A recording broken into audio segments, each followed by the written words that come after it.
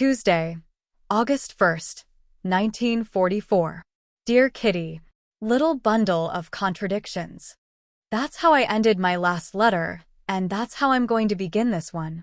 A little bundle of contradictions. Can you tell me exactly what it is? What does contradiction mean? Like so many words, it can mean two things: contradiction from without and contradiction from within. The first is the ordinary, not giving in easily, always knowing best, getting in the last word, enfin, all the unpleasant qualities for which I'm renowned. The second nobody knows about. That's my own secret. I've already told you before that I have, as it were, a dual personality. One half embodies my exuberant cheerfulness, making fun of everything, my high-spiritedness, and above all, the way I take everything lightly. This includes not taking offense at a flirtation, a kiss, an embrace, a dirty joke. This side is usually lying in wait and pushes away the other, which is much better, deeper, and purer. You must realize that no one knows N's better side, and that's why most people find me so insufferable. Certainly, I'm a giddy clown for one afternoon, but then everyone's had enough of me for another month. Really, it's just the same as a love film is for deep-thinking people, simply a diversion, amusing just for once, something which is soon forgotten, not bad, but certainly not good. I loathe having to tell you this, but why shouldn't I, if I know it's true anyway? My lighter superficial side will always be too quick for the deeper side of me, and that's why it will always win. You can't imagine how often I've already tried to push this and away, to cripple her, to hide her, because after all, she's only half of what's called but it doesn't work, and I know, too, why it doesn't work. I'm awfully scared that everyone who knows me as I always am will discover that I have another side, a finer and better side. I'm afraid they'll laugh at me, think I'm ridiculous and sentimental, not take me seriously.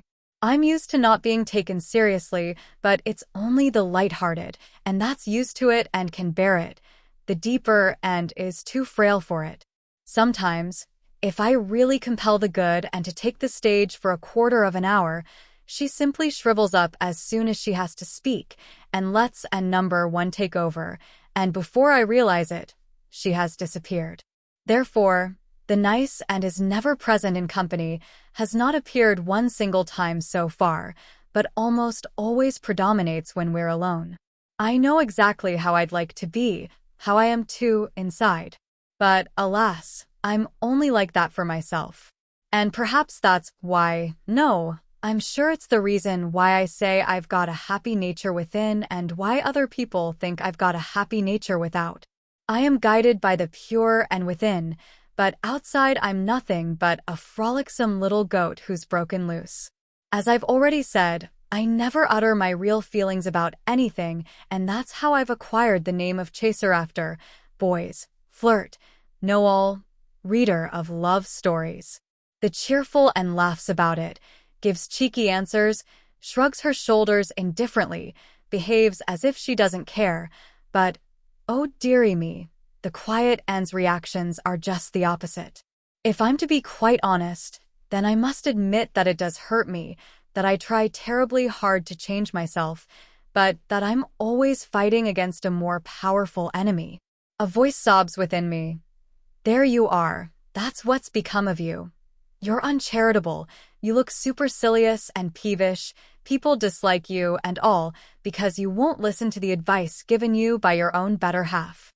Oh, I would like to listen, but it doesn't work. If I'm quiet and serious, everyone thinks it's a new comedy and then I have to get out of it by turning it into a joke, not to mention my own family, who are sure to think I'm ill, make me swallow pills for headaches and nerves, feel my neck and my head to see whether I'm running a temperature, ask if I'm constipated and criticize me for being in a bad mood.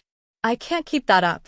If I'm watched to that extent, I start by getting snappy, then unhappy, and finally I twist my heart round again, so that the bad is on the outside and the good is on the inside, and keep on trying to find a way of becoming what I would so like to be, and what I could be, if there weren't any other people living in the world. Yours, and